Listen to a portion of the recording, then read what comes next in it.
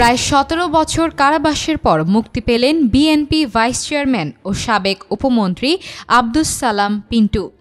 মঙ্গলবার ২৪ ডিসেম্বর বেলা ১১টার দিকে কাশিমপুর কেন্দ্রীয় কারাগার থেকে তিনি বের হন।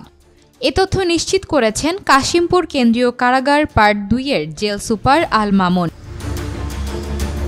২১ আগস্ট গ্রেনেড হামলা মামলায় খালাস পেয়েছেন আব্দুস সালাম। তিনি ওই মামলায় ফাঁসির দণ্ডপ্রাপ্ত আসামি ছিলেন। এই মামলায় সম্পূরক অভিযোগপত্রের ভিত্তিতে বিচারিক আদালতের বিচার অবৈধ ও বাতিল ঘোষণা করে রায় দিয়েছেন হাইকোর্ট।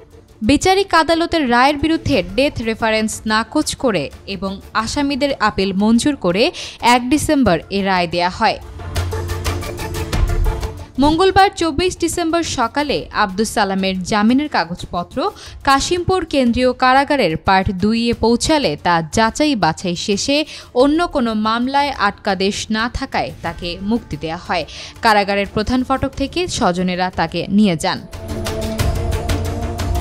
কাশিমপুর কেন্দ্রীয় কারাগার part ২-এর jail super Al Mamun বলেন, আব্দুস সালামের বিরুদ্ধে নতুন কোনো মামলায় ওয়ারেন্ট নেই। তার জামিনের কাগজ পাওয়ার পর বেলা ১১টায় তাকে মুক্তি দেওয়া হয়েছে।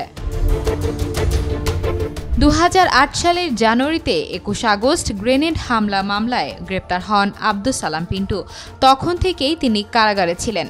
টাঙ্গাইল জেলা বিএনপির প্রতিষ্ঠাতা সাধারণ সম্পাদক আব্দুস সালাম ১৯৯১, ১৯৯৬ সালের ১৫ ফেব্রুয়ারি ও ২০২১ সালের জাতীয় সংসদ নির্বাচনে টাঙ্গাইল ২ আসন থেকে সংসদ সদস্য নির্বাচিত হয়েছিলেন।